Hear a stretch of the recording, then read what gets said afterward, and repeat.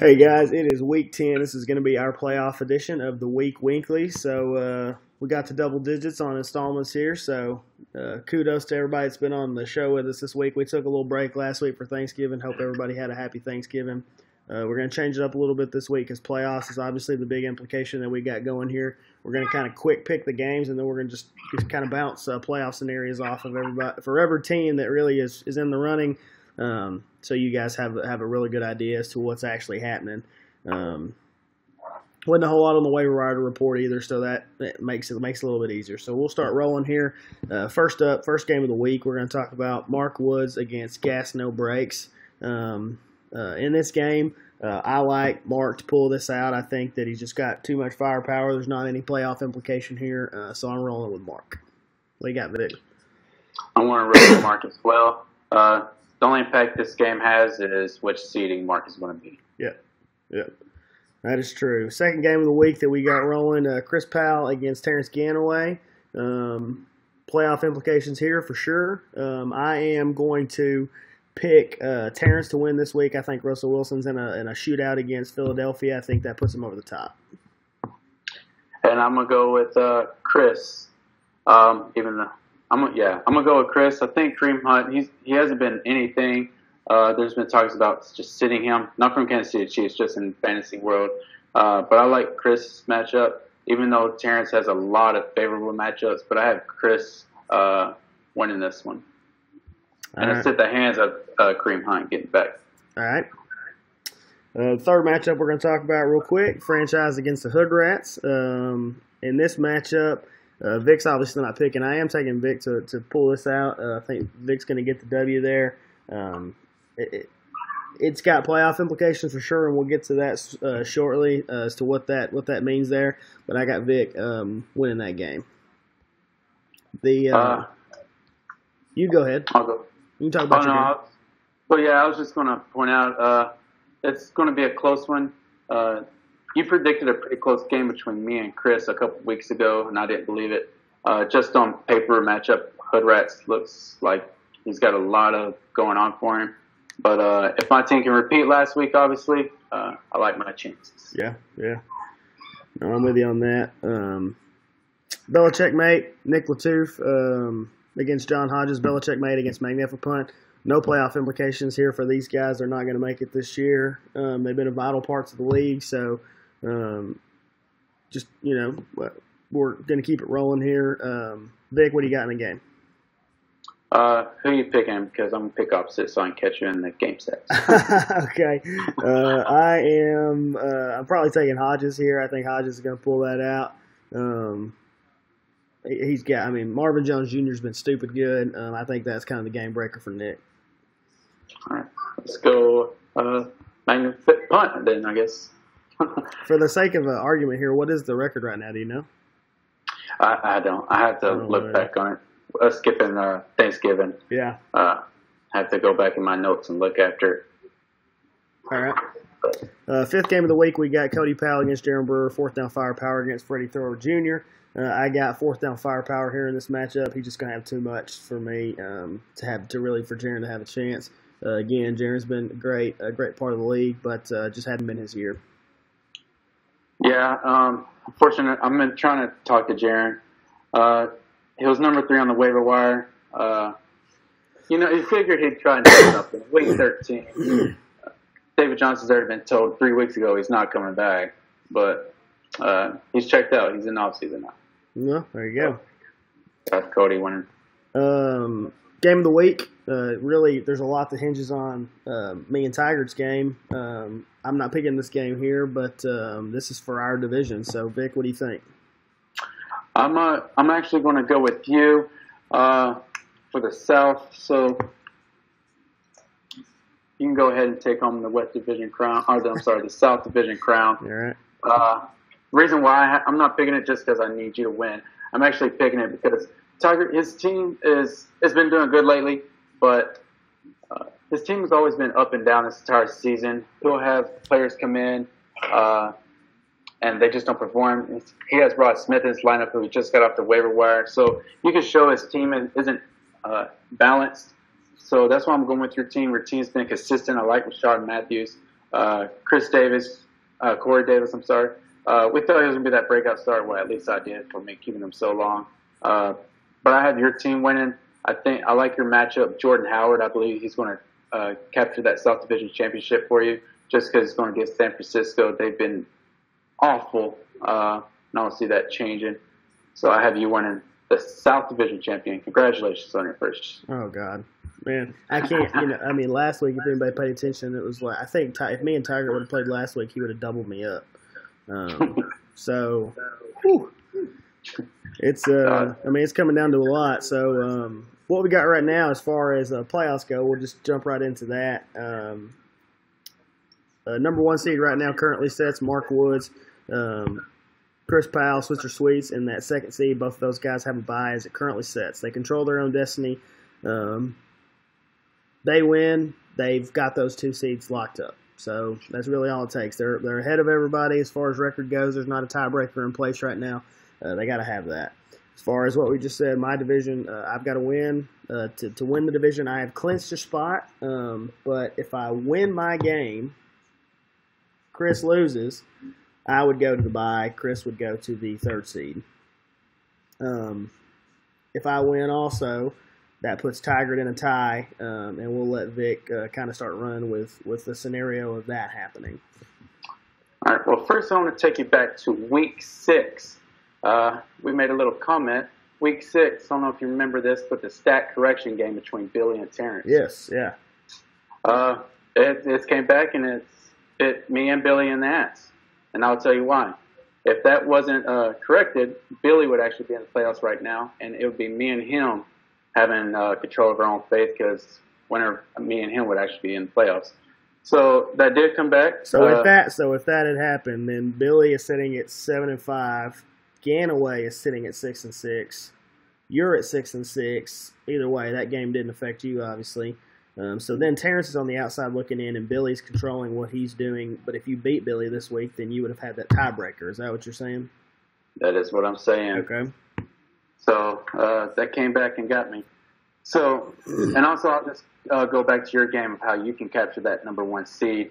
If Switcher Sweets and Straight Cash Homie were to lose this week, and you would win, that would put you in a 3-way tie. And you're currently sitting at 11-02, where your points for only 11 points behind Chris. If you were to come out with most points, you would actually have the number 1 seed. So you have that going for you. So try to score 11 points. And then the same thing would apply there. So for everybody out there, 3-way ties go to points scored. 2-way ties go to that head-to-head record first.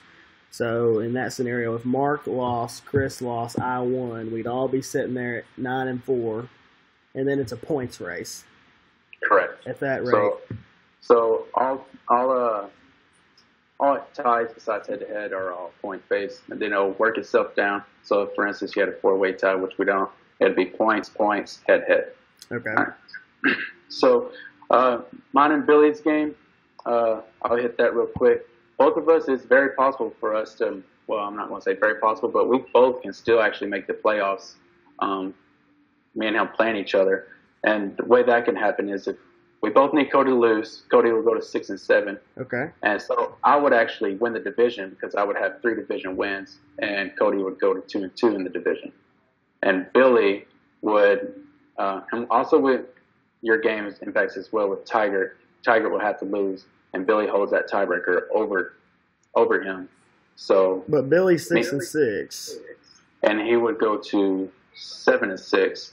And Tiger were to lose, be 7-6. Billy has that tiebreaker over Tiger. So you're saying that Tiger misses the playoffs if Billy beats you?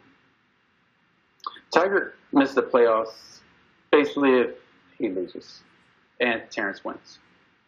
Right. So Terrence obviously controls his own destiny, but my game and Terrence's game is that's really where the scenarios start at. Yeah. So this is what Tiger needs to happen. One, he wins, getting a 3-way tie because he'll have the points for, and that'll just catapult him. Head-to-heads won't matter. So that's what Tiger actually needs to do, either win or Terrence lose. So Terrence loses, Tiger's in. Tiger wins, he's in. Okay. Terrence wins, he's in. I win, I'm in. And Cody, what about Cody? So Cody's currently in the playoffs. Yeah. Cody wins, Cody's in. Well, actually, let me just take it back to that Tiger thing. I mean, it's a lot. So,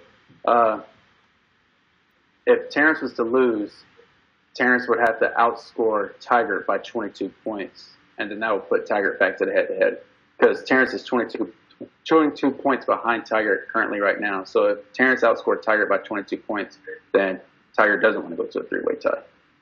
Because then he no longer has that. Correct. So is there any way? So is Cody winning in? Cody is, basically because in order for that not to be, I'd have to outscore Cody by 51 points. Okay. 51.4. So Cody wins, he's in. And then from me and Billy, I said it earlier, we both need Terrence to win, Tiger to lose. And then my scenario, I have 4 scenarios. Terrence wins, Tiger loses, and I win. I get in. Terrence loses, Tiger loses, but Terrence outscores Tiger by 22 points, and I win, then I get in. And then my 4th scenario, both Cody and I win, but I outscore Cody by 51. Not happening. So is there a scenario that you lose and you get in? Yes, it's if Jaron beats Cody. So Jaron beats Cody. You can lose, but Tiger has to lose. No. Tiger won't matter. So for me only, if Cody loses, he's out completely.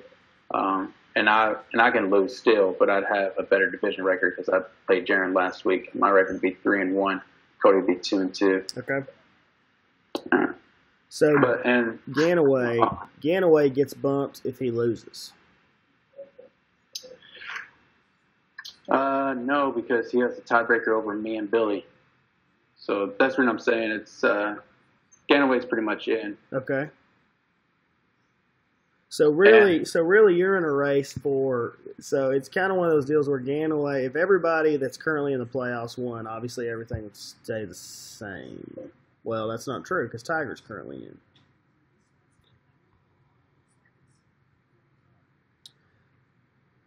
So if Mark wins, Chris wins, I win. 1, 2, 3 remains as it is. Correct. If I win, that would actually put Tiger out and move Ganaway to the 5 spot. If Ganaway won. If Ganaway won, put you, Tiger, into a tie. It'll be me and Tiger and or Tiger and Billy. Billy, correct. I still got to do that. I still got to win my own matchup. Right. And then my only out is Jaron beating Cody, which it's possible. Yeah. Cody's lost 6 in a row, or 5 out of the last 6, so it's very possible. It doesn't look very likely. No, it doesn't look very likely at all. So right now, you're the first out. Correct. Which I said a few weeks ago. I thought Ganaway was going to make it and you were going to lose that spot. That freaking week 6 stat correction. Yeah, that's true. Yeah, that is a bigger ordeal. So straight cash, homie, and Chris. So those guys lose and I win. We're in a 3-way tie, and then we're all coming down to points. Correct. Which I don't really see. Personally, I don't see that happening. I think Chris's and Terrence's matchup is going to be competitive. So really, 3 matchups to watch this week. We both think that Cody's going to beat Jaron. Hodges and Nick's game don't matter a whole lot. Mark and Mike's matchup matter, but not for playoff implications. It matters for seeding for Mark, but not really anything other than that. So the 3 matchups that really play a part here this week, me and Tiger, Chris and Terrence, Victor and Billy. That's what you're watching. That's what we're going to keep tabs on, see what's going down. And it's going to be a barn burner. If you look at what's going right now, all 3 of those games are projected to be within 3 points of if everything remained the same. All 3 of those games are projected to be within 3 points of one another. So, man, it's been a good year. It's been a fun year. Yeah, I was talking to Chris earlier. the divisions, the way I split them up this year worked out pretty well. Everything's come. Your divisions came to the last week. Chris didn't lock up his division until last week. Mine and Cody's divisions came last week, and then Mark won his division basically in week 7. Without that team being the outlier, I think it was a pretty good split with the divisions. So very good season overall, since no one has 10 wins, which is the first time. Yeah. So. Yeah, every division was contested for the most part. I mean, Mark won it a little bit early, but the other 3 divisions were contested for the most part right down to the end to this week. So it was a good split. I know Terrence has gone on record saying that he's out this year. I think we all hope that doesn't happen. So this is my silent plug for Ganaway to come back to the league. Hopefully everybody else is going to stay. I mean, it's been enjoyable for me. I'm sure Victor would say the same thing. And hopefully you guys have liked the show. We're going to keep doing it through the playoffs. And actually, next week we've got some special guests. I think Vic has mentioned that. But tell us what we got coming up in the next few weeks on the show, Vic. All right. So next week, playoff matchups, I've reached out to a couple of guys. The guest for week 14, he's going to give his breakdown on playoffs, and it's going to be the ESPN's Game of the Week commissioner of week number 7 last year. And then week 15, we have ESPN's Commissioner of the Year, Kevin Murray, coming on the show with his pick semifinal games to go on. I think it's going to be fun to have them. We have other leagues coming in, give a little insight on our league, and they get to share a little bit what's going on with them. But I think it's going to be fun, especially having the ESPN Commissioner of the Year on. He got to travel to Bristol, which I think is pretty cool. And I don't know if y'all followed him a lot, but he does a lot of great things in this league, and I talked to him actually quite a bit in the off season. So I look forward to it, and I wish we could have got everyone on the league or on the website throughout the year, but we still have next year. Yeah, absolutely. I mean, I think we plan to keep the show rolling, unless everybody says it sucks and we need to stop immediately. But I think we've had a good time with it, doing the show. Hopefully, keeping you guys involved, enjoying it, knowing what's going on, knowing our perspective, getting the guest on, saying their perspective. We're always looking to get better, though. So if there's something, like we've always said, if we're not above criticism. If there's something that's happened or that you would have rather seen or not seen, whatever that may be, we're always open to that. But I think it's been a good year, and I want to make sure we mention Vic's art for the week here. We got little hood rats in the trap. Yeah, we got the rat in the mouse trap. But for the week number 10, 10th episode for us. That's all I got for the week, Vic. You got anything else to wrap us up on? Yeah, I just want to hit on what you pointed out. It's not mine and your league. It's all of our league. So the more you participate, the more fun it is. We're 12 men. We're a family, basically. We fight, and we have fun. That's what it is. Yeah, I mean, that was that's always been important to me, to make sure everybody's involved. I don't think I was commissioner the first year of the league. No, it was me, and then I handed it over to you because I was like, I have no idea what I'm doing. Yeah, so I didn't want to be a sole commissioner of the league. I thought it was important for Vic to stay involved. Vic does a lot for the league. Sometimes I even wonder if he's got a job. But it was important for Vic to stay involved in that, and then for us to make sure everybody's always got their input, what they think. The rules are our rules. It's not my rules. It's not Vic's rules. I think that's important for everybody to feel like, at least every year we're going to vote on everything. If you want to change, let's talk about it. We always want to be open, and we want this to be very democratic. It's not. It's always majority. If 7 guys want it and 5 guys don't, 7 guys are going to get it. So it's just the way it is, and we think that's important. So hopefully you guys like that about the league, that it's not some sort of dictatorship, and we look forward to seeing you guys back next year, including Terrence Ganaway, even though he's trying to skip out on us. So, well, that's all I got. Signing off for the week. For me, good luck to Mike Green, Terrence Ganaway, and myself. That's what I need. that'd be the best scenario for me this week. I need to win, obviously, but if Mike and T. Ganaway can pull it off, it'll be good news for the Genitals. Yeah, hopefully this ain't my last sign off. I want to. Oh man, it'll suck if this is my last week. Yeah, you'll be the disinterested party next week. Oh man, yeah. I love it though, so I just don't want to go to off season. Plus the owner, the one who keeps funding me, supporting me, my sponsorship. That's right. She wants to see some income. Yeah, no kidding. Well, again, we appreciate you guys. Thank you for being a part of it, and until next week, we'll see you guys. But I always want to make sure we say thank you for being a part of it and making it enjoyable.